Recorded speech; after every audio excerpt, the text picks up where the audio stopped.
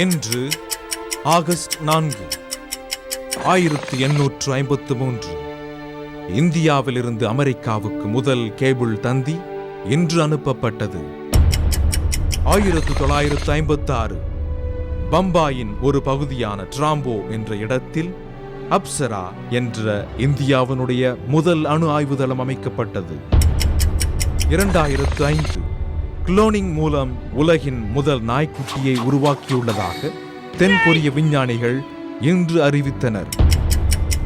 1792 காதல் கவிதைகளை எழுதி புகழ்பெற்ற இங்கிலாந்து நாட்டு கவிஞர் ஷெல்லி இன்று பிறந்தார்.